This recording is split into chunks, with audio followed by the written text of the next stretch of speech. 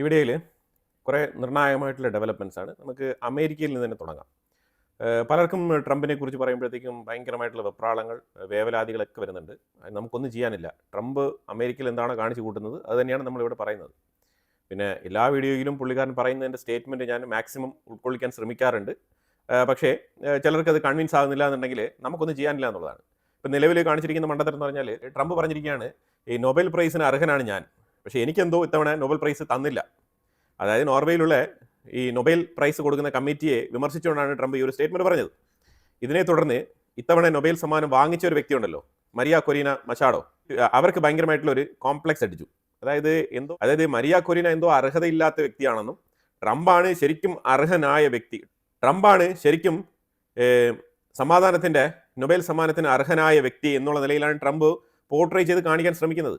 ഞാൻ 8 യുദ്ധം അവസാനിച്ചു എന്നൊക്കെ ഇത് വീണ്ടും വീണ്ടും ഇങ്ങനെ വിളിച്ച് പറഞ്ഞുകൊണ്ടിരിക്കുകയാണ്. ഇതൊരു മെന്റൽ ട്രോമയാണോ എന്ത് സ്റ്റേറ്റ് ആണെന്ന് എനിക്ക് മനസ്സിലാക്കാൻ പറ്റത്തില്ല. പക്ഷേ ഇങ്ങനെ തന്നെ റിപ്പീറ്റഡ് ആയിട്ട് ഇത് പറഞ്ഞുകൊണ്ടിരിക്കുന്ന സാഹചര്യമാണ്. അപ്പോൾ ഈ സാഹചര്യത്തിൽ ഈ നൊബേൽ സമ്മാനം വാങ്ങിച്ച വ്യക്തിയുണ്ടല്ലോ, ആ വ്യക്തി തിരിച്ചു പറഞ്ഞിരിക്കുകയാണ്. അവർ തിരിച്ചു പറഞ്ഞത് വളരെ റീസണബിൾ ആയിട്ടുള്ള ഒരു സ്റ്റേറ്റ്മെന്റോട് കൂടിയാണ് അവർ പറഞ്ഞത്. അവർ പറഞ്ഞു വെച്ചത് വെനിസ്വലയിൽ ഒരു രീതിയിലുള്ള യുദ്ധങ്ങളും നടത്താതെ തന്നെ അവിടുത്തെ ഡിക്റ്റേറ്ററായിട്ടിരുന്ന നിക്കോളാസ് മദുറോവിനെ പൊസിഷനിൽ നിന്ന് നീക്കം ചെയ്ത ഒരു പ്രവൃത്തി, സമാധാനപരമായിട്ട് ആ രാജ്യത്തിനെ ഡെമോക്രസിയിലേക്ക് നയിക്കുന്ന ഡൊണാൾഡ് ട്രംപ്. അപ്പോൾ അതിന് വേണ്ടിയിട്ട് തീർച്ചയായിട്ടും നൊബേൽ സമ്മാന കമ്മിറ്റി കൊടുത്തില്ലെങ്കിൽ എന്താണ്, എൻ്റെ നൊബേൽ സമ്മാനം ഞാൻ ട്രംപിന് കൊടുക്കാൻ തയ്യാറാണെന്നുള്ള രീതിയിലാണ് അവർ പറഞ്ഞു വെച്ചത്. അവർ പറഞ്ഞ ഉടനെ ട്രംപ് അതിനെ എൻഡോസ് ചെയ്തു. ഇതാണ് മനസ്സിലാക്കേണ്ടത്. ട്രംപ് ഉടനെ ഒരു കോമാളിയെ പോലെ അത് എൻഡോസ് ചെയ്യാണ്. അതായത് നൊബേൽ സമ്മാനം തിരിച്ചു തന്നാൽ വാങ്ങാൻ തയ്യാറാണെന്നുള്ള നിലപാടാണ് ട്രംപിന്. അതിന് ഇപ്പോൾ ആരൊക്കെയോ പറഞ്ഞ് സമാധാനപ്പെടുത്തി വെച്ചിട്ടുണ്ട് ട്രംപിന്, അത് അങ്ങനെ പറ്റത്തില്ല എന്നുള്ളത്. എന്നിട്ട് നോർവേയിലുള്ള നൊബേൽ സമ്മാനം വിതരണം ചെയ്യുന്ന കമ്മിറ്റിക്ക് പ്രഖ്യാപിക്കേണ്ടി വന്നു. എന്താണ് അവർ പ്രഖ്യാപിച്ചത്? നൊബേൽ സമ്മാനം ആർക്കാണോ കൊടുത്തത് ആ ഫസ്റ്റ് റിസീവ് ചെയ്ത ആൾക്ക് മാത്രമേ അത് ഓൺ ചെയ്യാൻ പറ്റുള്ളൂ. അത് അങ്ങനെ ഹാൻഡ് ഓവർ ചെയ്യാൻ പറ്റുന്ന ഒരു സാധനമല്ല എന്നുള്ളൊരു പ്രഖ്യാപനം ഇറക്കേണ്ടി വന്നു. അപ്പോൾ ഇതാണ് നമ്മൾ മനസ്സിലാക്കേണ്ടത്. നൊബേൽ സമ്മാനത്തിന് വേണ്ടിയിട്ട് ഇത്രമാത്രം ദാഹിച്ച് വലഞ്ഞിരിക്കുന്ന ഒരു അമേരിക്കൻ പ്രസിഡന്റ് എന്നുള്ള ആ ഒരു ഖ്യാതി നേടുകയാണ് ഡൊണാൾഡ് ട്രംപ്. ഇതൊക്കെ കോമാളിത്തരം എന്നല്ലാണ്ട് പിന്നെ നമ്മൾ എന്താണ് ഇതിനെയൊക്കെ വിശേഷിപ്പിക്കേണ്ടത്? സാമാന്യ ബുദ്ധിക്ക് നിരക്കാത്ത കാര്യങ്ങളല്ലേ ഇതൊക്കെ നമ്മൾ പറയുമ്പോൾ ട്രംപ് വല്ലവനാണ്, നല്ലവനാണ്. അതായത് പ്രത്യേകിച്ച് നമ്മൾ തികച്ചും വാർത്ത പറയുന്നത് നോൺ പൊളിറ്റിക്കൽ ആയിട്ടാണ്, ജിയോ പൊളിറ്റിക്സ് ആണ് ഹാൻഡിൽ ചെയ്യുന്നത്. തീർച്ചയായിട്ടും ഇന്ത്യയുടെ ഫോറിൻ പോളിസിയുമായിട്ട് ബന്ധപ്പെട്ട് സംസാരിക്കുമ്പോൾ അവിടെ പ്രൈം മിനിസ്റ്റർ മോദിയുടെ പേര് പറയേണ്ടി വരും, ജയശങ്കറിന്റെ പേര് പറയേണ്ടി വരും. അതുപോലെ തന്നെ നമുക്ക് ഇന്റർനാഷണൽ ലെവലിലുള്ള മറ്റുള്ള നേതാക്കളുടെ പേരുകളൊക്കെ പറയേണ്ടി വരും, ട്രംപിന്റെ പേരൊക്കെ പറയേണ്ടി വരും. ഇത് ജിയോ പൊളിറ്റിക്സ് ആണ്.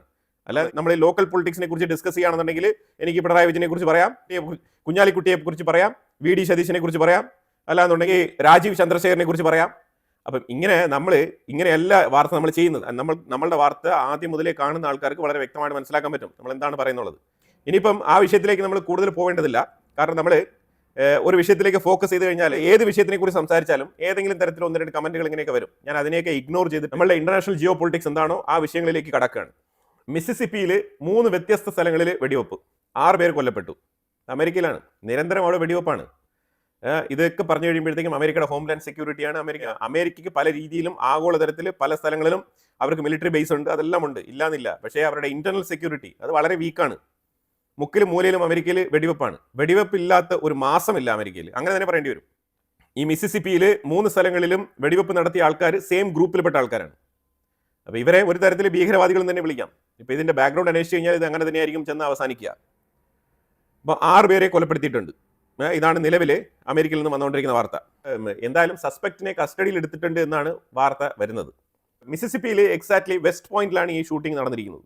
മോഡേൺ ഡേ ഹിസ്റ്ററിയിൽ ഇറാൻ 1979 ശേഷം നേരിടുന്ന ഏറ്റവും വലിയൊരു വെല്ലുവിളി നിറഞ്ഞ ഒരു പ്രൊട്ടസ്റ്റിലൂടെയാണ് കടന്നു പോയിക്കൊണ്ടിരിക്കുന്നത്. അത് അങ്ങനെ തന്നെയാണ് നമുക്ക് വിശേഷിപ്പിക്കാൻ പറ്റുന്നത്. കാരണം വേറെ ഒന്നുമല്ല, റൈസ് ഓഫ് ആയത്തുള്ളാസ്, ഈ ഒരു റിലീജിയസ് ക്ലെറിക്സ് ഭരണകൂടം, അവരുടെ ഉയർച്ച എങ്ങനെയായിരുന്നു, ഇപ്പോൾ അവർ ഏത് അവസ്ഥയിൽ എത്തി നിൽക്കുന്നു എന്നുള്ളതാണ് ഒരു ലോങ് റണ്ണിൽ നമ്മൾ നോക്കി കാണേണ്ടത്.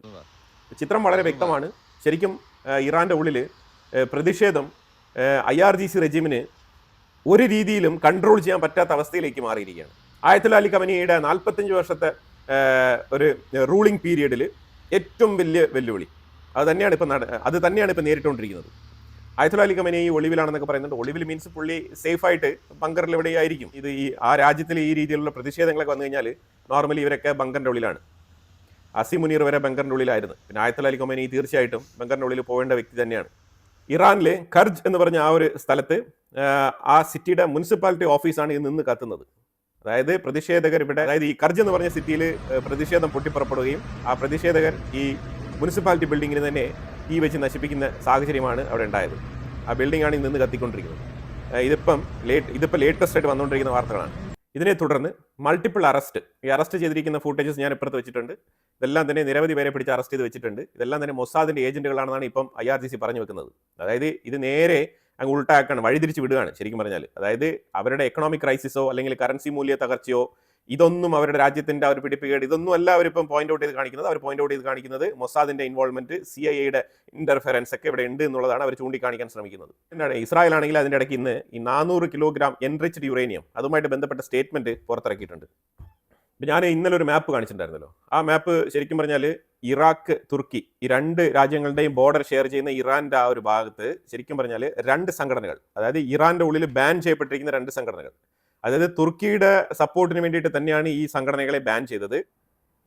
PJAK, PAK എന്ന് പറഞ്ഞ രണ്ട് സംഘടന, ഈ രണ്ട് സംഘടനകളും കുർദിഷ് സംഘടനകളാണ്.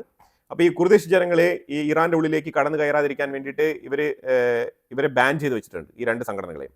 അപ്പോൾ ഈ രണ്ട് സംഘടനകളും ഇറാനെ സംബന്ധിച്ചിടത്തോളം വിഘടനവാദികൾ അഥവാ ഭീകരവാദികൾ എന്ന് വേണമെങ്കിൽ വിളിക്കാം. അപ്പോൾ അവരാണ് ഏറ്റവും കൂടുതൽ ഇറാഖിന്റെ സൈഡിൽ നിന്നും ഇങ്ങോട്ട് കടന്നു കയറാൻ ശ്രമിക്കുന്നു എന്നുള്ള രീതിയിലുള്ള ഇറാഖിന്റെയും തുർക്കിയുടെയും ഭാഗത്തുനിന്ന് ഇറാനിലേക്ക് കടന്നു കയറാൻ ശ്രമിക്കുന്നു. അവരാണ് ആയുധങ്ങളൊക്കെ ഇറാന്റെ ഉള്ളിലേക്ക് കടത്തി വിടുന്നത്. അവരുടെ പക്കൽ നിന്നുള്ള ആയുധം കൊണ്ടാണ് ഇവിടെ IRGCക്ക് നേരെ ഈ പ്രതിഷേധിക്കുന്ന ആൾക്കാരുടെ ഇടയിൽ നിന്നും വെടിവെപ്പ് ഉണ്ടാകുന്നത് എന്നുള്ള കണ്ടെത്തലിനെ തുടർന്ന് ഇറാഖിന്റെ സഹായം തേടിയിട്ടുണ്ട്. അതായത് നിങ്ങളുടെ സൈഡിലും ആ രീതിയിൽ ഈ PAJK, PAK എന്ന് പറഞ്ഞ ഈ സംഘടനയിൽ, ഈ കുർദിഷ് സംഘടനകളുമായിട്ട് ബന്ധപ്പെട്ട ആൾക്കാരുണ്ടെങ്കിൽ നിങ്ങൾ അവരെ കൺട്രോൾ ചെയ്യണം. അതിനുവേണ്ട സെക്യൂരിറ്റി മെഷേഴ്സ് എടുക്കണം. ഇറാഖിന്റെ ബോർഡർ കടന്ന് ഇറാന്റെ ഉള്ളിലേക്ക് ആൾക്കാർ വരാതിരിക്കാൻ ശ്രദ്ധ പുലർത്തണം എന്ന് റിക്വസ്റ്റ് ചെയ്തിട്ടുണ്ട്. അതിനെ തുർക്കി സപ്പോർട്ട് ചെയ്തിട്ടുണ്ട്. തുർക്കിയാണ് ഈ ഒരു ഇൻഫർമേഷൻ കൊടുത്തത്, ഈ രണ്ട് സംഘടനകളെ കുറിച്ചുള്ള ഇൻഫർമേഷൻ കൊടുത്തത് തുർക്കിയാണ്. ഇത് തുർക്കിയുടെ ഫോറിൻ മിനിസ്റ്റർ ഹക്കാൻ ഫിദാൻ കൺഫേം ചെയ്തിട്ടുണ്ട്. ഞങ്ങൾ ഇറാൻ ഇങ്ങനെ ഒരു ഇൻഫർമേഷൻ കൊടുത്തിട്ടുണ്ട് എന്നുള്ളത് അവർ കൺഫേം ചെയ്തിട്ടുണ്ട്. അപ്പോൾ ഇത് നമ്മൾ മനസ്സിലാക്കേണ്ടത് പറഞ്ഞാൽ മിഡിൽ ഈസ്റ്റ് മേഖലയിൽ ശരിക്കും ഈ അമേരിക്കൻ ചേരിയിൽ നിൽക്കുന്നു എന്ന് വരുത്തി തീർക്കുന്ന രണ്ട് രാജ്യങ്ങൾ ഇറാന്റെ IRGC റെജീമിനെ സപ്പോർട്ട് ചെയ്യുന്നുണ്ട്. അതിലൊന്ന് ഖത്തർ, മറ്റൊന്ന് തുർക്കി. ഈ രണ്ട് രാജ്യങ്ങളും ഇറാന്റെ IRGC റെജീമിനെ ഇൻഡയറക്റ്റ് ആയിട്ട് സപ്പോർട്ട് ചെയ്യാണ്. അതാണ് മനസ്സിലാക്കേണ്ടത്. അപ്പം ഇവിടെ ഇസ്രായേൽ ഒരു നിർണായകമായിട്ടുള്ള സ്റ്റേറ്റ്മെന്റ്, ആ സ്റ്റേറ്റ്മെന്റ് വേറെ ഒന്നുമില്ല, നെക്സ്റ്റ് 10 ഇയേഴ്സിൽ നെതന്യാഹു ആണ് പറയുന്നത്, നെക്സ്റ്റ് 10 ഇയേഴ്സിൽ അമേരിക്ക ഇല്ലാതെ ഇസ്രായേലിന് മാത്രം ഇൻഡിപെൻഡന്റ് ആയിട്ട് പെർഫോം ചെയ്യത്തക്ക രീതിയിലുള്ള ഡിഫൻസ് വളർച്ച നേരിടും ഞങ്ങളുടെ രാജ്യം, അതിലേക്കാണ് ഞങ്ങളുടെ മുന്നോട്ട് പോക്ക് എന്നാണ് പറഞ്ഞിരിക്കുന്നത്. അപ്പോൾ ഇത് മനസ്സിലാക്കേണ്ട വിഷയം എന്ന് പറഞ്ഞാൽ ഇസ്രായേൽ അമേരിക്കയ്ക്ക് കൊടുക്കുന്ന ഒരു ഇൻഡയറക്റ്റ് മെസ്സേജാണ്. കാര്യം വേറെ ഒന്നുമില്ല, ഇറാനിൽ ഇപ്പം നല്ല രീതിയിലൊരു പ്രൊട്ടസ്റ്റ് നടക്കുന്നുണ്ട്. ആ പ്രൊട്ടസ്റ്റിനെ യൂട്ടിലൈസ് ചെയ്തുകൊണ്ട് ഈ റെജീമിനെ അട്ടിമറിക്കാനാണ് ഇസ്രായേലിന്റെ ശ്രമം. പക്ഷേ അതിനെ അമേരിക്ക സപ്പോർട്ട് ചെയ്യുന്നില്ല. അമേരിക്ക പറയുന്നത് ഗ്രാജുവലി നടക്കുന്നെങ്കിൽ നടക്കട്ടെ, നമ്മൾ അതിനകത്ത് ഫ്യൂവൽ ഇടേണ്ട ആവശ്യമില്ല എന്നുള്ളതാണ് അമേരിക്കയുടെ നിലപാട്. പക്ഷേ ഈ നിലപാട് ഇസ്രായേലിന് അംഗീകരിക്കാനാവുന്നില്ല, നെതന്യാഹുവിന് ഒട്ടും തന്നെ അംഗീകരിക്കാനാവുന്നില്ല. കാരണം കഴിഞ്ഞ തവണയും 12ാമത്തെ ദിവസം ട്രംപാണ് നെതന്യാഹുവിനെ പിന്തിരിപ്പിച്ചത്. ഇത്തവണയും നെതന്യാഹുവിനെ അനങ്ങാൻ വിടുന്നില്ല ട്രംപ്. ഈവൻ അമേരിക്ക വരെ പോയി സംസാരിച്ച് റെഡിയാക്കിയിട്ട് വന്നിട്ടും ഇപ്പോഴും കൺട്രോൾ അമേരിക്കയുടെ സൈഡിലാണുള്ളത്, ഇസ്രായേലിനെ അനങ്ങാൻ വിടുന്നില്ല. അപ്പോൾ ഇസ്രായേലിന് ഫ്രീ ആയിട്ട് ഇറാന്റെ ഉള്ളിലേക്ക് ഈ പ്രതിഷേധം ആളിക്കത്തുന്നതിന് ഒരു രീതിയിലും ഇസ്രായേലിന്റെ ഭാഗത്തു നിന്നുള്ള ഒരു കോൺട്രിബ്യൂഷൻ ഇടാൻ പറ്റുന്നില്ല. അതിന് ട്രംപ് സമ്മതിക്കുന്നില്ല. ഇതാണ് അവസ്ഥ. ഈ അവസ്ഥയിലാണ് നെതന്യാഹു ഇങ്ങനത്തെ സ്റ്റേറ്റ്മെന്റ് പുറത്തുവിടുന്നത്. അത് അമേരിക്കയ്ക്ക് കൊടുക്കുന്ന ഒരു മെസ്സേജാണ്. അതായത് അടുത്ത 10 വർഷം കൊണ്ട് ഞങ്ങൾ ഇൻഡിപെൻഡന്റ് ആയിട്ട് തന്നെ ഞങ്ങളുടെ പ്രൊട്ടക്ഷനും ഞങ്ങളുടെ എല്ലാ സംഭവങ്ങളും ഞങ്ങൾ സെറ്റാക്കും. അപ്പോൾ അത് കഴിഞ്ഞാൽ പിന്നെ അമേരിക്കയെ ഡിപ്പെൻഡ് ചെയ്തുകൊണ്ടുള്ള ഒരു പ്രൊട്ടക്ഷൻ പോളിസി ഞങ്ങൾക്ക് വേണ്ട എന്നാണ് ഇതിന്റെ മീനിങ്. അത് വേറെ ഒന്നും കൊണ്ടല്ല, ഇറാനിലേക്ക് ഇസ്രായേൽ ഇപ്പോൾ തൽക്കാലം അഗ്രസീവായിട്ട് മുന്നോട്ട് പോകണ്ട എന്നുള്ളത് തന്നെയാണ്. അവിടുത്തെ കാര്യങ്ങൾ അവർ റിസോൾവ് ചെയ്തെങ്കിൽ റിസോൾവ് ചെയ്ത് IRGC മുന്നോട്ട് പൊയ്ക്കോട്ടെ. അതല്ല അവർക്ക് റിസോൾവ് ചെയ്യാൻ പറ്റുന്നില്ല എന്നുണ്ടെങ്കിൽ ആ രാജ്യത്തിലെ ജനങ്ങൾ തന്നെ തീരുമാനിച്ചോളും. അതിലേക്ക് നമ്മൾ തേർഡ് പാർട്ടി ആയിട്ട് പോയി ഇടപെടേണ്ട എന്നുള്ളതാണ് അണ്ടർഗ്രൗണ്ടിൽ ഇവരുടെ ഡീലിങ്സ്. ഇസ്രായേലും അമേരിക്കയും തമ്മിലുള്ള ഡീലിങ്സ് ഇതാണ്. അതിന് പ്രധാനപ്പെട്ട കാരണം ഖത്തർ പോലത്തെ രാജ്യങ്ങളുടെ, തുർക്കി, തയ്യബ് എർദോഗൻ പോലത്തെ ആൾക്കാരുടെയൊക്കെ ഇൻഫ്ലുവൻസ് ട്രംപിനുണ്ട് എന്നുള്ളത് തന്നെയാണ്. നെതന്യാഹു ട്രംപിനെ മീറ്റ് ചെയ്ത് നെക്സ്റ്റ് ഡേ തന്നെയാണ് തയ്യബ് എർദോഗൻ വീണ്ടും ട്രംപിനെ പോയി കാണുന്നത്. അപ്പോൾ അതുകൊണ്ട് ക്ലിയർ ആയിട്ട് അവിടെ ഒരു ബാരിയർ ഉണ്ടാക്കിയിട്ടുണ്ട്. ട്രംപ് ആണെങ്കിൽ നമ്മൾ മനസ്സിലാക്കേണ്ടത് ട്രംപിന്റെ ഫോറിൻ പോളിസി, സെക്കൻഡ് ടേമിലെ ഫോറിൻ പോളിസി ഫസ്റ്റ് ടേമിലെ ഫോറിൻ പോളിസിയെ പോലെ അല്ല. അതാണ് മനസ്സിലാക്കേണ്ടത്. അത് അവരുടെ CIA റിപ്പോർട്ടിൽ തന്നെ വളരെ വ്യക്തമായിട്ട് പറയുന്നുണ്ട്. ട്രംപിന്റെ സെക്കൻഡ് ടേമിലെ ഫോറിൻ പോളിസി എന്ന് പറഞ്ഞാൽ അഗ്രസീവാണ്, ഹൈലി പേഴ്സണലൈസ്ഡ് ഫോറിൻ പോളിസിയാണ്. വ്യക്തിപരമായിട്ട് ട്രംപിന്റെ വ്യക്തിപരമായ താല്പര്യങ്ങൾക്ക് അനുസരിച്ചാണ് ഫോറിൻ പോളിസി ഇപ്പോൾ രൂപപ്പെടുന്നത് അമേരിക്കയിൽ. ഇത് രണ്ടും നിങ്ങൾ കൃത്യമായിട്ട് മനസ്സിലാക്കിക്കോണം. അഗ്രസീവായിട്ടുള്ള ഫോറിൻ പോളിസിയാണ്, ഹൈ പ്രഷർ അപ്ലൈ ചെയ്യും. അതേപോലെ പേഴ്സണലൈസ്ഡ് ഫോറിൻ പോളിസിയാണ്. അത് ഗ്രീൻലാൻഡ് ആയിക്കോട്ടെ, ലാറ്റിൻ അമേരിക്കൻ രാജ്യങ്ങളായിക്കോട്ടെ, ക്യൂബ ആയിക്കോട്ടെ, ഇറാൻ ആയിക്കോട്ടെ, വെനസ്വേല ആയിക്കോട്ടെ, ഇന്ത്യ ആയിക്കോട്ടെ, ഏത് രാജ്യങ്ങളായിക്കോട്ടെ, എല്ലാ രാജ്യങ്ങളുമായിട്ടും ഈ ഒരു ഫോറിൻ പോളിസി വെച്ചാണ് ട്രംപ് ഇതാണ് ടൂളായിട്ട് ഉപയോഗിക്കുന്നത്. അപ്പോൾ ഇത് 1970 കാലഘട്ടങ്ങളിൽ ഉപയോഗിച്ചിരുന്ന ഡോൺട്രോ പോളിസി, അതാണ് ഇപ്പം ട്രംപ് എടുത്ത് പ്രയോഗിക്കുന്നത്. ഡോൺറോ ഡോക്ട്രിൻ എന്നാണ് ഇതിനെ പറയുന്നത്. ഈ ഡോക്ട്രിൻ ബേസ് ചെയ്തിട്ടാണ് ഇപ്പോൾ ട്രംപ് പ്രവർത്തിക്കുന്നത്. ഈ പ്രധാനമായിട്ട് ഈ ഡോക്ട്രിൻ സംസാരിക്കുന്നത് എന്താണെന്ന് പറഞ്ഞാൽ അമേരിക്കയുടെ ഡോമിനൻസ് ഉറപ്പുവരുത്തുക. അത് പ്രത്യേകിച്ച് ഗ്ലോബലി ആഗോളതലത്തിൽ അമേരിക്കയുടെ ഒരു ഡോമിനൻസ് അത് ഉറപ്പുവരുത്തണം. അത് തന്നെയാണ് ഈ ഡോക്ട്രിൻ പറഞ്ഞു വെക്കുന്നത്. അത് ത്രൂ ഔട്ട് വെസ്റ്റേൺ ഹെമിസ്ഫിയർ, അത് മെയിനായിട്ട് പർട്ടിക്കുലറായിട്ട് വെസ്റ്റേൺ ഹെമിസ്ഫിയർ എടുത്ത് പറയുന്നുണ്ട് ഇവിടെ. അപ്പം ഈ സ്ട്രാറ്റജിയുടെ പ്രത്യേകത എന്ന് പറഞ്ഞാൽ ഡീസ്റ്റെബിലൈസ് ഗ്ലോബൽ അലയൻസ്. ഗ്ലോബൽ അലയൻസിനെ മൊത്തത്തിൽ ഒന്ന് ഡീസ്റ്റെബിലൈസ് ചെയ്യും. എന്നിട്ട് അതായത് കലക്കവെള്ളത്തിൽ മീൻ പിടിച്ച് ഡോമിനേഷൻ നേടുക, അതാണ് ചുരുക്കി പറഞ്ഞാൽ. അപ്പോൾ അതുകൊണ്ട് പല രാജ്യങ്ങൾക്കിടയിലും ജിയോ പൊളിറ്റിക്കൽ റിസ്ക് ഉണ്ടാവാനുള്ള സാധ്യതയുണ്ട്. അങ്ങനെ ഇപ്പോൾ റിസ്കിൽ കടന്നു പോകുന്നതാണ്. ഇപ്പോൾ ഇന്ത്യയൊക്കെ നല്ല ഹൈ റിസ്കിൽ കടന്നു പോയിക്കൊണ്ടിരിക്കുകയാണ്. അതിനെല്ലാം കാരണം ഈ ഒരു ഡോക്ട്രിൻ പോളിസി ട്രംപ് ഫോളോ ചെയ്യുന്നതാണ്. പേഴ്സണലൈസ്ഡ് ഫോറിൻ പോളിസി എന്ന് പറയുമ്പോൾ, ഹൈലി പേഴ്സണലൈസ്ഡ് ഫോറിൻ പോളിസി എന്ന് പറയുമ്പോഴത്തേക്ക് മനസ്സിലാക്കണം അതിൻ്റെ ഭാഗമാണ് മോദി ഫോൺ വിളിച്ച് എൻ്റെ അടുത്ത് സംസാരിച്ചാൽ മാത്രമേ ട്രേഡ് ഡീൽ ശരിയാവുള്ളൂ എന്ന് പറയുന്നത്. ഇതൊക്കെ പേഴ്സണലൈസ്ഡ് ആണ്. ഇപ്പം അവരുടെ ഫോറിൻ പോളിസി അവർക്ക് തോന്നുന്ന സമയത്ത് മാറ്റിമറിച്ച് എഴുതുന്നെങ്കിൽ മറ്റുള്ള രാജ്യങ്ങൾക്കെല്ലാം അവരുടെ പോളിസിക്കൊത്ത് ഡാൻസ് കളിക്കാൻ ആവില്ല. അതാണ് മനസ്സിലാക്കേണ്ടത്. സിറിയക്കുള്ളിലാണെങ്കിൽ വീണ്ടും പ്രശ്നങ്ങളാണ്. പ്രശ്നങ്ങൾ എന്ന് പറഞ്ഞാൽ അലപ്പോ റീജിയനിൽ തികച്ചും വല്ലാത്ത രീതിയിലുള്ള ഒരു പ്രതിസന്ധി. അവിടെ ആക്രമണങ്ങൾ തുടരുകയാണ്. അവിടെ സ്വയം പൊട്ടിത്തെറിക്കുന്ന ആൾക്കാർ നിരനിരയായിട്ട് അങ്ങോട്ട് പോയിട്ടുണ്ട്. ഇവിടെ സിറിയക്കുള്ളിൽ അലപ്പോയിൽ. ഇതെല്ലാം തന്നെ ഐസിസിന്റെ ആൾക്കാരാണ്. അവർ പോയിട്ട് തക്ബീർ വിളിച്ച് പൊട്ടിത്തെറിക്കാൻ വേണ്ടി പോയിരിക്കുകയാണ്. അപ്പോൾ ഓൾറെഡി തന്നെ 2 പേര് പൊട്ടിത്തെറിച്ച് കഴിഞ്ഞു. അപ്പോൾ അതിൻ്റെ പുകപടലങ്ങൾ ഞാൻ ഇവിടെ വെക്കുന്നുണ്ട്, നിങ്ങളൊന്ന് കണ്ടോളൂ. ആ വീഡിയോയിൽ നിങ്ങൾക്ക് കാണാൻ കഴിയും. ഈ പൊട്ടിത്തെറിച്ചതിൻ്റെ ഭാഗമായിട്ട് അവിടെ പുക ഉയരുന്നുണ്ട്. ഇപ്പോൾ ഇതിനകത്ത് എത്ര പേര് ഇപ്പോൾ കൊല്ലപ്പെട്ടെന്നുള്ള വാർത്തയൊന്നും പുറത്തു വരുന്നില്ല. കാരണം ഇനി സിറിയ തന്നെ തീരുമാനിക്കണം. ഇസ്രായേൽ ആണെങ്കിൽ ഇപ്പോൾ പറഞ്ഞിരിക്കുന്നത് നിലവിലെ ഈ ഒരു താവേർ ആക്രമണങ്ങൾ നടന്നുകൊണ്ടിരിക്കുന്ന സാഹചര്യത്തിൽ ഇസ്രായേൽ അങ്ങോട്ട് ഇപ്പോൾ ഇറങ്ങുന്നില്ല. കാരണം ഇവർ എവിടെയൊക്കെയാണ് പതിയിരിക്കുന്നത്, എന്താണ് ഇവരുടെ പ്ലാൻ, ഇതൊന്നും അറിയില്ല. അപ്പോൾ അതിന് കൃത്യമായിട്ടുള്ള പ്ലാൻ ഇല്ലാണ്ട്, കൃത്യമായിട്ടുള്ള ആക്ഷൻ പ്ലാൻ ഇല്ലാണ്ട് ഇസ്രായേൽ അങ്ങോട്ട് ഇപ്പോൾ ഇറങ്ങുന്നില്ല എന്നാണ് പറഞ്ഞിരിക്കുന്നത്. പക്ഷേ അതേസമയം താക്കീത് കൊടുത്തിട്ടുണ്ട്. പക്ഷേ ഇപ്പോൾ റെസ്പോൺസിബിലിറ്റി ഏറ്റെടുക്കേണ്ടത് അമേരിക്കയാണ്. കാരണം ഈ തലപ്പത്ത് ഈ ഐസിസിന്റെ ആളെ കൊണ്ടിരുത്തിയത് അമേരിക്കയാണ്. അമേരിക്ക സമ്മതിച്ചിട്ടാണ് അവിടെ ഇരുന്ന് കളിക്കുന്നത്. ഇതേ സൗദി അറേബ്യയിൽ വെച്ചിട്ട് ഈ ഐസിസിന്റെ ഭീകരനുമായിട്ട് ഹാൻഡ് ഷേക്ക് കൊടുത്ത് കാര്യങ്ങളൊക്കെ കൃത്യമായി നടപ്പിലാക്കി സാങ്ഷൻസ് എല്ലാം റിമൂവ് ചെയ്ത് കൊടുത്ത് അവിടെ ഒരു സ്വാതന്ത്ര്യമായിട്ട് ഈ ഭീകരന്മാർക്ക് ഒരു രാജ്യം തന്നെ വിട്ടുകൊടുത്തിരിക്കുകയാണ് ഡൊണാൾഡ് ട്രംപ്. ഇങ്ങനെ അലപ്പോ എന്ന് പറഞ്ഞ സിറിയയുടെ ആ ഒരു സിറ്റിയുടെ അവസ്ഥ ഇതാണ് ഇപ്പോൾ നിലവിൽ.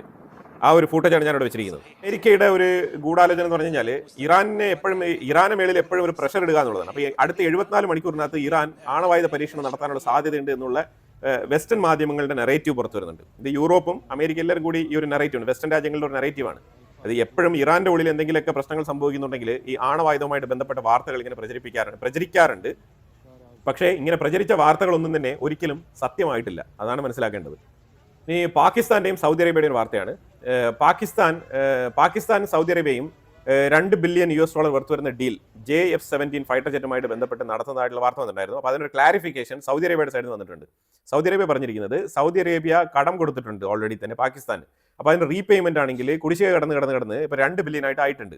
അപ്പോൾ ആ 2 ബില്യൺ തിരിച്ച് ചോദിച്ച സമയത്ത്, അതായത് ഞങ്ങൾക്ക് ഈ റീപേയ്മെന്റ് തരാൻ ഇപ്പോൾ കഴിയില്ല, സോ അതുകൊണ്ട് JF-17 ബന്ധപ്പെട്ട ഒരു ഡീൽ സൈൻ ചെയ്യാമെന്നാണ് റിക്വസ്റ്റ്. അങ്ങോട്ട് പാകിസ്ഥാൻ ചോദിച്ചതേ ഉള്ളൂ കേട്ടോ, ഡീൽ ആയിട്ടില്ല. അതിനു മുമ്പേ പാകിസ്ഥാന്റെ ദാവ് എന്ന് പറഞ്ഞ ഒരു പത്രം ഇതിനെക്കുറിച്ച് വിശദമായ ആർട്ടിക്കിൾ എഴുതുകയാണ്. ഡീൽ സംഭവിച്ചതുപോലെയാണ് അവർ എഴുതുന്നത്. ഇപ്പൊ അടുത്ത് വേറൊരു ഉടായ്പ് എന്ന് പറഞ്ഞാൽ ഇത് ഉടായ്പ് എന്ന് പറയാൻ പറ്റത്തില്ല. സുഡാൻ അവരും ഈ ഒരു JF-17 ബന്ധപ്പെട്ട ആ ഒരു ഡീലിലേക്ക് അവർ സംസാരിച്ചിട്ടുണ്ട് പാകിസ്ഥാനുമായിട്ട്. ഇത്രമാത്രം JF-17 പാകിസ്ഥാനുള്ളിൽ മാനുഫാക്ചറിങ് നടക്കുന്നുണ്ടോ എന്നുള്ളതാണ് എന്നെ അതിശയിപ്പിച്ചൊരു വിഷയം. ശരിക്കും പറഞ്ഞാൽ ഞാൻ ഇത് എടുത്ത് വായിച്ചു നോക്കിയപ്പോഴത്തേക്കും ഇത്രമാത്രം JF-17 പാകിസ്ഥാന്റെ ഉള്ളിൽ നിർമ്മിക്കുന്നുണ്ടോ, അത്രമാത്രം അവർ സെൽഫ് സഫീഷ്യന്റ് ആയിട്ട് കാര്യങ്ങൾ മുന്നോട്ട് നീക്കുകയാണോ എന്നാണ് ഞാൻ ആദ്യം ചിന്തിച്ചത്. പക്ഷെ ഇതിനകത്തുള്ള ഉടായ്പ എന്ന് പറഞ്ഞു കഴിഞ്ഞാൽ ഇവർ ജസ്റ്റ് എംഫസൈസ് ചെയ്യാണ്, അതായത് പാകിസ്ഥാനെ ഫ്രീ ആയിട്ട് പ്രൊമോട്ട് ചെയ്യാണ്. ഇവരുമായിട്ട് ഫ്രണ്ട്ലി നേഷൻസ് ആരൊക്കെ ഉണ്ടോ അവരുടെ അടുത്തൊക്കെ പറഞ്ഞ് ഇതിനെ പ്രൊമോട്ട് ചെയ്യാണ്. അപ്പം അങ്ങനെയെങ്കിലും 10 എയർക്രാഫ്റ്റുകൾ വിറ്റ് കുറച്ച് പൈസ കൈച്ചെലവിന് കിട്ടിക്കഴിഞ്ഞാൽ അത്രയ്ക്ക് നല്ലത് എന്നുള്ളതാണ് പാകിസ്ഥാന്റെ ഒരു അടവ്. ആ ഒരു അടവ് നയമാണ് ഇപ്പോൾ അവർ വഹിക്കൊണ്ടിരിക്കുന്നത്. അപ്പം അങ്ങനെ 1.5 ബില്യന്റെ ഡീൽ സുഡാനുമായിട്ട് നടത്തിയിട്ടുണ്ടെന്നുള്ള വാർത്തയാണ് അവർ അടിച്ചിറക്കുന്നത്. അപ്പോൾ അതിനെ തുടർന്ന് പത്രസമ്മേളനത്തിൽ പാകിസ്ഥാന്റെ പ്രൈം മിനിസ്റ്റർ ഷഹബാസ് ഷെരീഫ് പറയുകയാണ്, നമുക്ക് വൈകാതെ തന്നെ IMFന്റെ ലോണൊക്കെ ഇനി വേണ്ടി വരില്ല. ഇതൊക്കെ എനിക്ക് കോമഡി ആയിട്ടാണ് തോന്നിയത്. ഇത് നിങ്ങൾക്ക് കേട്ട് കഴിഞ്ഞാൽ അതങ്ങനെ തന്നെ, ഇത് ഡയറക്റ്റായിട്ട് നിങ്ങൾ കേട്ട് കഴിഞ്ഞാൽ നിങ്ങൾ തന്നെ ചിരിച്ച് മണ്ണ് തപ്പും. അതായത് ഇനി നമുക്ക് IMFന്റെ ആവശ്യമൊന്നും വരത്തില്ല, IMFന്റെ കാല് പിടിച്ച് നമുക്ക് ലോൺ എടുക്കേണ്ട ആവശ്യമൊന്നുമില്ല, നമ്മുടെ രാജ്യം പുരോഗതിയിലേക്ക് പോവാണ്, ഇനി ഒരുപാട് ഓർഡറുകൾ വരും, നമ്മൾ വല്ലാത്ത രീതിയിൽ ഡിഫൻസ് മേഖലയിൽ ഭയങ്കരമായിട്ട് പുരോഗമിക്കുകയാണെന്നുള്ള രീതിയിൽ ജനങ്ങളെ പറ്റിച്ചുകൊണ്ടുള്ള സ്റ്റേറ്റ്മെന്റുകളും പറഞ്ഞുകൊണ്ട് അടക്കാണ് പാകിസ്ഥാന്റെ പ്രൈം മിനിസ്റ്റർ ഷഹബാസ് ഷെരീഫ്. ഇതാണ് പാകിസ്ഥാന്റെ അവസ്ഥ. അപ്പോൾ ഞാൻ ഇത്രയും പറഞ്ഞത് എന്താണെന്ന് പറഞ്ഞാൽ JF-17 ബന്ധപ്പെട്ട ഒരു ഡീലും ഇല്ല. അതാണ് നിങ്ങൾ മനസ്സിലാക്കേണ്ടത്. ഇന്ത്യയുടെ എക്സ്റ്റേണൽ അഫയേഴ്സ് മിനിസ്ട്രി ഒരു സ്റ്റേറ്റ്മെന്റ് പുറത്തുവിട്ടിട്ടുണ്ട്. സൊമാലിലാൻഡുമായിട്ട് ബന്ധപ്പെട്ട സ്റ്റേറ്റ്മെന്റ് ആണ്. അപ്പം ഇന്ത്യ ഓപ്പൺ ആയിട്ട് പറഞ്ഞിട്ടുണ്ട് സൊമാലിലാൻഡിനെ ഇപ്പം നിലവിൽ ഇന്ത്യ അംഗീകരിച്ചിട്ടില്ല. അതായത് നിലവിൽ അംഗീകരിച്ചിട്ടില്ല, അത് അംഗീകരിക്കൂല എന്നല്ല, ഇപ്പം നിലവിൽ അംഗീകരിച്ചിട്ടില്ല. അതിനോടൊപ്പം ഒരു സ്റ്റേറ്റ്മെന്റ് കൂടി പറയുന്നത് ഇന്ത്യയുടെ നിലപാട് സൊമാലിയയോടൊപ്പമാണ് എന്നും കൂടി പറഞ്ഞിട്ടുണ്ട്. ഇത് ഓരോ രാജ്യങ്ങൾക്കും ഡിപ്ലോമാറ്റിക് താല്പര്യങ്ങൾ, ഓരോ രാജ്യങ്ങളുടെയും ഫോറിൻ പോളിസി അനുസരിച്ച് ഓരോ രാജ്യങ്ങളുമായിട്ടുമുള്ള പോളിസിയിൽ പല രീതിയിലുള്ള വ്യത്യാസങ്ങളുണ്ടാവും. അപ്പോൾ തീർച്ചയായിട്ടും ഇന്ത്യ വളരെ ഈസി ആയിട്ട് സൊമാലിലാൻഡിനെ അംഗീകരിക്കേണ്ടതില്ല. അപ്പോൾ അതുമായിട്ട് ബന്ധപ്പെട്ട രാജ്യങ്ങളുമായിട്ട് മറ്റൊരു തരത്തിലുള്ള നെഗോസിയേഷൻ പോയിന്റ് ആയിട്ടാണ് ഇതിനെ കരുതുന്നത്. അത് ഫോർ എക്സാമ്പിൾ UAE ആവാം, അല്ലെങ്കിൽ ഇസ്രായേൽ ആവാം, അതുപോലെ സൊമാലിലാൻഡിനെ അംഗീകരിച്ചുകൊണ്ട് മുന്നോട്ട് പോകുന്ന പല രാജ്യങ്ങളുമായിട്ടും ആവാം. തീർച്ചയായിട്ടും ഇതൊരു നെഗോസിയേഷൻ പോയിന്റ് ആയിട്ട് ഇന്ത്യ ഉപയോഗിക്കുന്നുണ്ട്. അല്ലാതെ സൊമാലിലാൻഡുമായിട്ടോ സൊമാലിയയുമായിട്ടോ ഇന്ത്യക്ക് പ്രത്യേക താല്പര്യങ്ങൾ അങ്ങനെ വെച്ചുകൊണ്ടല്ല ഈ ഒരു സ്റ്റേറ്റ്മെന്റ് പറഞ്ഞിരിക്കുന്നത്. നിലവിലുള്ള സ്റ്റേറ്റസ് കോ ഇന്ത്യ തുടരുന്നുണ്ട്. അപ്പോൾ അതുകൊണ്ട് ഇന്ത്യ പറഞ്ഞിരിക്കുന്നത് സൊമാലിലാൻഡിനെ ഇപ്പം നിലവിൽ അംഗീകരിക്കുന്നില്ല, നമ്മളുടെ നിലപാട് ഇപ്പോഴും സൊമാലിയയോടൊപ്പമാണ് എന്നാണ് പറഞ്ഞിരിക്കുന്നത്. അപ്പോൾ ഇതിൻ്റെയൊക്കെ ബാക്ക്ഗ്രൗണ്ടിൽ പ്രവർത്തിക്കുന്ന വിഷയങ്ങൾ എന്താണ്, ഇതിന് ഇന്ത്യയുടെ ഫോറിൻ മിനിസ്ട്രിയുടെ ഫുൾ ഡീറ്റെയിൽഡ് റിപ്പോർട്ട് വന്നാൽ മാത്രമേ നമുക്ക് മനസ്സിലാക്കാൻ പറ്റുള്ളൂ. പിന്നെ ഇന്ത്യയുടെ നിലപാട് ഇതാണ്. ഇന്ത്യ സൊമാലിലാൻഡിനെ ഒരു ഇൻഡിപെൻഡന്റ് രാജ്യമായിട്ട് അംഗീകരിക്കുന്നില്ല. ഇപ്പം ഇതുവരെ സോഫാർ അംഗീകരിച്ചിട്ടില്ല. അതാണ് ഇന്ത്യയുടെ നിലപാട്. ഇനി അംഗീകരിക്കുമോ അംഗീകരിക്കില്ലയോ എന്നുള്ളതൊക്കെ ഫ്യൂച്ചറിലുള്ള കാര്യങ്ങളാണ്. അതുമായിട്ട് ബന്ധപ്പെട്ട് ഇപ്പോൾ തൽക്കാലം അഭിപ്രായം പറയുന്നില്ല എന്നാണ് ഇന്ത്യ പറഞ്ഞിരിക്കുന്നത്. അപ്പോൾ ഈ ഒരു കാര്യത്തിൽ ഇസ്രായേലിൻ്റെയും ഇന്ത്യയുടെയും നിലപാടുകൾ രണ്ടും വ്യത്യസ്തമാണെന്നുള്ളതാണ് നമ്മളിവിടെ മനസ്സിലാക്കേണ്ടത്. അപ്പം സാധാരണ ഇങ്ങനെ തീരുമാനങ്ങൾ എടുക്കുമ്പോഴത്തേക്കും ഫോറിൻ പോളിസിയിൽ ഇങ്ങനെ തീരുമാനങ്ങൾ വരുന്നെങ്കിൽ ഇതൊരു നെഗോസിയേഷൻ പോയിന്റ് ആയിട്ട്, ഒരു നെക്ക് പോയിന്റ് ആയിട്ടാണ് രാജ്യങ്ങൾ ഉപയോഗിക്കുന്നത്. അപ്പോൾ ഇന്ത്യയും അങ്ങനെ ഒരു നെഗോസിയേഷൻ പോയിന്റ് ആയിട്ട് ഇതിനെ എടുത്തിട്ടുണ്ട് എന്നുള്ളതാണ് മനസ്സിലാക്കേണ്ടത്. അപ്പം തീർച്ചയായിട്ടും ഇസ്രായേലാണ് ആദ്യമായിട്ട് സൊമാലിലാൻഡിനെ അംഗീകരിച്ച ഒരു രാജ്യം. അപ്പോൾ തീർച്ചയായിട്ടും ഒരു ടഫ് നെഗോസിയേഷൻ ഒരുങ്ങുകയാണ് ഇന്ത്യ. അത് അങ്ങനെ തന്നെയാണ് മനസ്സിലാക്കേണ്ടത്. UK ഇന്റലിജൻസ് റഷ്യ ഉക്രൈനിലേക്ക് നടത്തിയ ആക്രമണത്തിനെ ശരിവെച്ചിട്ടുണ്ട്. മാസീവായിട്ടൊരു ആക്രമണം തന്നെയാണ് നടത്തിയത്. വലിയൊരു ഗ്യാസ് സ്റ്റേഷനാണ് റഷ്യ നശിപ്പിച്ചത്.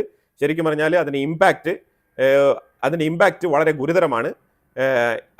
ഇത് UN റിപ്പോർട്ട് ചെയ്യും എന്നാണ് UK പറഞ്ഞിരിക്കുന്നത്.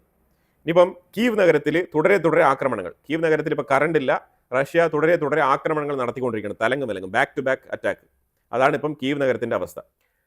കൊളംബിയയുടെ, അതായത് ഈ മയക്കമരുന്ന് മാഫിയയുടെ തലസ്ഥാന കേന്ദ്രമെന്ന് അറിയപ്പെടുന്ന കൊളംബിയ എന്ന് പറഞ്ഞ രാജ്യത്തിന്റെ പ്രസിഡന്റ് ഗുസ്റ്റാവോ പെട്രോയുമായിട്ട് ട്രംപ് ടെലിഫോൺ കോൺവെർസേഷൻ നടത്തിയിട്ടുണ്ട്.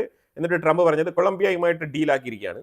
ആ ഡീൽ എന്താണെന്ന് പറഞ്ഞാൽ ഫെബ്രുവരി 1st വീക്കിൽ ഗുസ്റ്റാവോ അമേരിക്കയിലേക്ക് വരും, വൈറ്റ് ഹൗസ് സന്ദർശിക്കും, മീറ്റിംഗ് നടക്കും, അവിടെ ഡീൽ ഓക്കെ ആവും എന്നാണ് പറഞ്ഞിരിക്കുന്നത്. ഇതിനെ എൻഡോസ് ചെയ്തുകൊണ്ട് ഗുസ്റ്റാവോ പെട്രോയുടെ സൈഡിൽ നിന്നും സ്റ്റേറ്റ്മെന്റ് പുറത്തു വന്നിട്ടുണ്ട്. പുള്ളിക്കാരൻ പറഞ്ഞിരിക്കുന്നത് ഈ മയക്കുമരുന്നുമായിട്ട് ബന്ധപ്പെട്ട വിഷയത്തിൽ ഞങ്ങൾ രണ്ട് രാജ്യങ്ങൾ ഒരുമിച്ച് വർക്ക് ചെയ്യാനും അത് അമേരിക്കയിലേക്ക് ഏത് മാർഗമാണോ പോകുന്നത് അത് തടസ്സപ്പെടുത്താനും അതിന് വേണ്ടിയിട്ടുള്ള എല്ലാ മാർഗ്ഗങ്ങളും സ്വീകരിക്കുമെന്നുള്ള രീതിയിലുള്ള ഒരു പോസിറ്റീവ് സ്റ്റേറ്റ്മെന്റ് പറഞ്ഞുകൊണ്ടാണ് രണ്ട് രാജ്യങ്ങളും സ്റ്റേറ്റ്മെന്റ് പുറത്തുവിട്ടിരിക്കുന്നത്. എനിവേ എന്തായാലും ഇനിയിപ്പോൾ ഇതിന്റെ ഫീഡ്ബാക്ക് ഫെബ്രുവരി 1st വീക്കിൽ അറിയാൻ പറ്റും. ഗ്രീൻലാൻഡുമായിട്ട് അമേരിക്കയുടെ പുതിയ നീക്കം എന്താണെന്ന് പറഞ്ഞാൽ ഗ്രീൻലാൻഡിനെ ഉപദേശിക്കുന്ന പറഞ്ഞാൽ ഗ്രീൻലാൻഡ് നിങ്ങൾക്ക് ഇൻഡിപെൻഡന്റ് ആയിട്ടുള്ള നിങ്ങളുടേതായിട്ടുള്ള പോളിസി വേണം. നിങ്ങൾ ഫോറിൻ പോളിസി കീപ്പ് ചെയ്യേണ്ടത് ഇൻഡിപെൻഡന്റ് ആയിട്ടും, അല്ലാതെ ഡെൻമാർക്കുമായിട്ട് ബന്ധപ്പെട്ട് ഡാനിഷ് ഫോറിൻ പോളിസി നിങ്ങൾ കൊണ്ടുനടക്കേണ്ട ആവശ്യമില്ല. 2 മാപ്പ് അവിടെ ഡിസ്പ്ലേ ചെയ്തിട്ടുണ്ടായിരുന്നു. ഇന്ന് ഒരു മീറ്റിംഗ് ഉണ്ടായിരുന്നു, അമേരിക്കയുടെ മീറ്റിംഗ് ഇന്ന് ഗ്രീൻലാൻഡിലുണ്ടായിരുന്നു. അപ്പോൾ അവർ പറഞ്ഞു വെച്ചിരിക്കുന്ന പറഞ്ഞാൽ ശരിക്കും നിങ്ങൾ ഈ മാപ്പ് ശ്രദ്ധിക്കൂ. ഇത് അമേരിക്കയുടെ കയ്യിൽ ഗ്രീൻലാൻഡിന്റെ സെക്യൂരിറ്റി സർവൈലൻസ് ഉണ്ടായിരുന്ന സമയത്തുള്ള ഒരു മാപ്പാണ്. ഇപ്പുറത്ത് കാണിച്ചിരിക്കുന്നത് നിലവിലുള്ള മാപ്പാണ്. നിലവിൽ നിങ്ങൾ നോക്കൂ, ഒരേ ഒരു ചെക്ക് പോസ്റ്റ് മാത്രമേ ഉള്ളൂ. ഈ ഒറ്റൊരു ചെക്ക് പോസ്റ്റാണ് ഗ്രീൻലാൻഡിനെ സംരക്ഷിക്കുന്നത്. ഇതിലൂടെ ചൈനയുടെയും റഷ്യയുടെയും ഷിപ്പുകൾ യഥേഷ്ടം കടന്നു പോയിക്കൊണ്ടിരിക്കുകയാണ്. പക്ഷേ നിങ്ങൾ അമേരിക്കയുടെ സൈഡിൽ ഉണ്ടായിരുന്ന സമയത്ത് നിങ്ങൾ നോക്കൂ, എത്ര അമേരിക്കൻ സർവൈലൻസ് ചെക്ക് പോസ്റ്റാണ് അവിടെ ഉള്ളത്. അപ്പോൾ ഇത്രയേറെ ബേസുകൾ, ഇത്രയേറെ അമേരിക്കൻ ചെക്ക് പോസ്റ്റുകളാണ് സർവൈലൻസിന് വേണ്ടിയിട്ട് അവിടെ വെച്ചിരുന്നത്. ഇതെല്ലാം തന്നെ അമേരിക്കയുടെ സെക്യൂരിറ്റിക്കും അതേസമയം ഗ്രീൻലാൻഡിന്റെ സെക്യൂരിറ്റിക്കും വളരെ വളരെ അത്യാവശ്യമായിരുന്നു. പക്ഷെ ഇതെല്ലാം പിന്നീട് മാറി വന്ന സർക്കാരുകൾ ഇതെല്ലാം തന്നെ എക്സ്പെൻസസിന്റെ ഭാഗമായിട്ട് കരുതിക്കൊണ്ട്, ഇതൊക്കെ സർക്കാരിന്റെ അഡീഷണൽ എക്സ്പെൻസസ് ആണെന്ന് കരുതിക്കൊണ്ട് തെറ്റിദ്ധരിപ്പിച്ച് ഇതെല്ലാം തന്നെ എടുത്ത് മാറ്റി അവിടെ നിന്ന്. ഇപ്പോൾ നിലവിൽ ഡെൻമാർക്ക് അവിടെ ഒരേ ഒരു ചെക്ക് പോസ്റ്റാണ് വെച്ചിട്ടുള്ളത്. അതിലൂടെ യഥേഷ്ടം ചൈനയുടെയും റഷ്യയുടെയും ഒക്കെ ഷിപ്പുകൾ കടന്നു പോയിക്കൊണ്ടിരിക്കുകയാണ്. ട്രാൻസ്പോർട്ടേഷൻ അതിലൂടെ വളരെ യഥേഷ്ടം നടക്കുന്നുണ്ട്. ഇത് അമേരിക്കയ്ക്ക് ഒരു സെക്യൂരിറ്റി ത്രെട്ട് തന്നെയാണ് എന്നാണ് ഇവർ ആവർത്തിച്ച് പറയാൻ ആഗ്രഹിക്കുന്നത്. അതുപോലെ ഇൻഡിപെൻഡന്റ് പോളിസി ഗ്രീൻലാൻഡിന് വേണം. ഈ ഡാനിഷുമായിട്ട് ചേർന്ന്, അതായത് ഡെൻമാർക്കുമായിട്ട് ചേർന്ന് പ്രവർത്തിക്കേണ്ടതില്ല, നിങ്ങൾ യുണീക്കായിട്ട് സെപ്പറേറ്റ് ആയി വരൂ എന്ന് പറഞ്ഞിട്ടുണ്ട്. അപ്പോൾ ഇത് പറഞ്ഞതിന്റെ അർത്ഥം എന്താണെന്ന് പറഞ്ഞാൽ ഗ്രീൻലാൻഡ് സെപ്പറേറ്റ് ആയിട്ടുള്ള ഒരു പോളിസി രൂപീകരിച്ച് യുണീക്കായിട്ട് നിന്ന് കഴിഞ്ഞാൽ അമേരിക്കയുമായിട്ട് ചേർന്ന് സഹകരിച്ച് പ്രവർത്തിക്കത്തക്ക രീതിയിൽ അവർക്ക് ഫോറിൻ പോളിസി രൂപീകരിക്കാൻ സാധിക്കും. അതോടൊപ്പം അമേരിക്കയ്ക്കും വളരെ ഫ്രീ ആയിട്ട് ഈ യൂറോപ്യൻസ് അഥവാ ഈ ഒരു ഡെൻമാർക്കിന്റെ ഇടപെടൽ ഇല്ലാണ്ട് ഗ്രീൻലാൻഡിന്റെ അടുത്ത് നല്ല ഇതിൽ ഫ്രീ ആയിട്ട് ഒരു പോളിസി വെച്ച് മുന്നോട്ട് പോകാൻ സാധിക്കും. അപ്പൊ അങ്ങനത്തെ ഒരു പോളിസിയാണ് ഇപ്പോൾ ഉപദേശിച്ചിരിക്കുന്നത്. ഇത് ഗ്രീൻലാൻഡ് എത്രമാത്രം ഇത് അംഗീകരിക്കും എന്നുള്ളത് നമുക്കറിയില്ല. എന്നാലും അമേരിക്കയുടെ പക്കൽ നിന്നും ഗ്രീൻലാൻഡിലേക്ക് ഈ ഒരു ഉപദേശം കൊടുത്തിട്ടുണ്ട്. ഇനി ഫ്യൂച്ചറിൽ ഗ്രീൻലാൻഡ് എന്ത് തീരുമാനിക്കും എന്നുള്ളതാണ് നമ്മൾ കണ്ടറിയേണ്ടത്. അതായത് അവർ ഇൻഡിപെൻഡന്റ് ആയിട്ട് ഞങ്ങൾ ഡെൻമാർക്കിൽ നിന്നും വേർപെടുന്നു എന്ന് പറഞ്ഞു കഴിഞ്ഞാൽ 100% വളരെ ഈസി ആയിട്ട് തന്നെ യൂറോപ്പുമായിട്ട് ഒരു ക്ലാഷും ഇല്ലാതെ ഗ്രീൻലാൻഡിനെ അമേരിക്കയ്ക്ക് സ്വന്തമാക്കാൻ കഴിയും. അമേരിക്കയുമായിട്ട് ചേർന്ന് പ്രവർത്തിക്കാം എന്നുള്ള നിലയിലേക്ക് അവർക്ക് മാറാം. അതിനു വേണ്ടിയിട്ടാണ് ട്രംപ് അഡ്മിനിസ്ട്രേഷൻ ശ്രമിക്കുന്നതായിട്ട് മനസ്സിലാക്കാൻ പറ്റുന്നത്. സൗദിയുടെ ഇടപെടൽ കൊണ്ട് സൊമാലിയ UAE ടീമിനെ പുറത്തു പോകാൻ പറഞ്ഞിട്ടുണ്ട്. UAE അവരുടെ സാമഗ്രികളെല്ലാം എടുത്തുകൊണ്ട് സൊമാലിയയിൽ നിന്ന് പുറത്തു പോകണം. ഇവിടെ സൊമാലിയയുമായിട്ട് യാതൊരുവിധ ഡീലിങ്സും പാടില്ല എന്നുള്ളതാണ്. ഈ UAE എന്ന് പറഞ്ഞ രാജ്യം സൊമാലിയക്കാർക്ക് ചെയ്തിരിക്കുന്ന ഒരു സഹായം എന്ന് പറഞ്ഞാൽ ചില്ലറയല്ല. അതായത് ഈ സൊമാലിയക്കാർ UAE പൗരന്മാർക്ക് അടുത്ത നെക്സ്റ്റ് ലെവലിൽ UAEയിൽ പല ഗവൺമെന്റ് ജോലികളിലും പങ്കെടുത്തിരിക്കുന്ന ആൾക്കാരാണ്. ഇതേ സൊമാലിയയ്ക്കും സുഡാനും ഏറ്റവും കൂടുതൽ ജോലി കൊടുത്തിരിക്കുന്നത് UAE ആണ്. സുഡാനിൽ യുദ്ധം നടന്നുകൊണ്ടിരിക്കുന്ന സാഹചര്യത്തിൽ വിസ മാത്രമല്ല ജോലിയും കൊടുക്കുന്നുണ്ട്, പല തരത്തിലാണ് സഹായിക്കുന്നത്. എന്നിട്ടാണ് ഈ തിരിച്ചടി. അപ്പോൾ അവർക്ക് മറ്റാർക്കും കൊടുക്കാത്ത രീതിയിലുള്ള വിസയൊക്കെ അവർക്ക് പ്രൊവൈഡ് ചെയ്ത് അവരെ ഇവിടെ അക്കമഡേറ്റ് ചെയ്ത് പല ഗവൺമെന്റ് ജോലികളിലും അവരെ പ്രവേശിപ്പിച്ചിട്ടുണ്ട്. പല രീതിയിലുള്ള സഹായങ്ങളാണ് അവർക്ക് ചെയ്യുന്നത്. അപ്പോൾ എന്നിട്ടും ഈ രാജ്യങ്ങളൊക്കെ ഇപ്പം UAE തിരിഞ്ഞു കൊത്തുന്ന ഒരു സാഹചര്യത്തിലേക്ക് വന്നിരിക്കുകയാണ്. ഇതിന് പ്രധാനപ്പെട്ട കാരണം സൗദിയാണ് ഇതിന്റെ പിന്നിൽ നിന്ന് കളിക്കുന്നത്. എന്നാലും ഇത് ശരിക്കും ഈ OIC, organisation of Islamic countries എന്ന് പറയുന്ന ഈ ഒരു സംഘടനയിൽ ഒരു വിള്ളൽ വീഴ്ത്താനുള്ള സാഹചര്യത്തിന് ഒരു വിൻഡോ ഓപ്പൺ ചെയ്യാണ് ഇപ്പോൾ. അതാണ് മനസ്സിലാക്കാൻ പറ്റുന്നത്. എനിവേ ഇതൊക്കെ ഒരു 2-3 മാസം കഴിയുമ്പോഴത്തേക്കും ഇതിന്റെ യഥാർത്ഥ പിക്ചർ പുറത്തു വരും. ഈ അറബ് രാജ്യങ്ങളിൽ, മിഡിൽ ഈസ്റ്റിൽ സംഭവിച്ചുകൊണ്ടിരിക്കുന്ന ഒരു മാറ്റം, ഈ രാജ്യങ്ങൾക്കിടയിൽ കൃത്യമായിട്ട് ഒരു ചേരിതിരിവ് ഉണ്ടാവുകയാണ്. അതാണ് ഇപ്പോൾ മനസ്സിലാക്കാൻ പറ്റുന്നത്. അപ്പോൾ എന്തായാലും കുറേ സമഗ്രമായിട്ടുള്ള വിഷയങ്ങളാണ് നമ്മൾ വീഡിയോയിൽ പങ്കുവച്ചത്. ഇതിനെക്കുറിച്ചുള്ള അഭിപ്രായങ്ങൾ കമന്റ് ബോക്സിൽ രേഖപ്പെടുത്തുക. കൂടുതൽ വാർത്തകളുമായിട്ട് അടുത്ത വീഡിയോയിൽ വരാം. Thank you so much.